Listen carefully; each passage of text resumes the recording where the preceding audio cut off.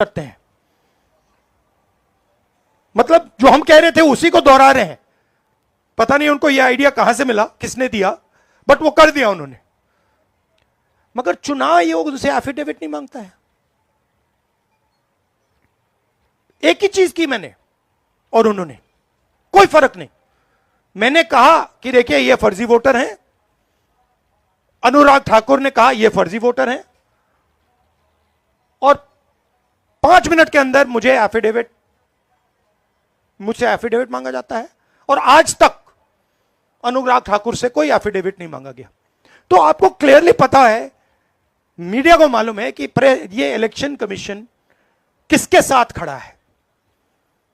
अगर ये न्यूट्रल होते तो एकदम अनुराग ठाकुर को एफिडेविट जाता, कहते कि एफिडेविट दो। तो ये न्यूट्रल नहीं है। और जो हम कह रहे हैं, बिहार में एसआईआर इंस्टीट्यूशनलाइज चोरी करने का तरीका है। आपने कहा कि लाखों वोटर के नाम कट गए, ऑपोजिशन शिकायत कर रही है, मगर बीजेपी एक शिकायत नहीं कर रही। कहीं भी उन्होंने नहीं कहा कि भाई वोटर कट रहे हैं। यह सच्चाई है कि वोटर कटे, 65 लाख कटे, मगर बीजेपी कुछ नहीं कह रही।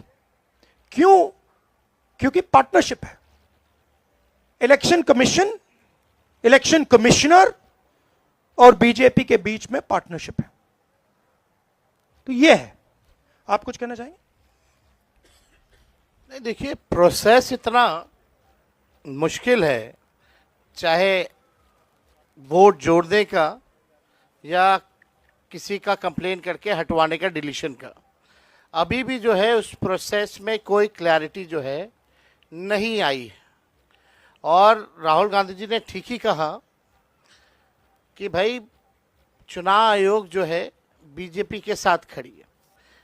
इसलिए बीजेपी के लोगों ने पार्लियामेंट में कानून ला करके चुनाव आयोग के जो कमिश्नर साहब हैं उनको जो है प्रोटेक्ट करने का काम किया कि कोई कार्रवाई या मुकदमा भी उन पे नहीं हो सकता है।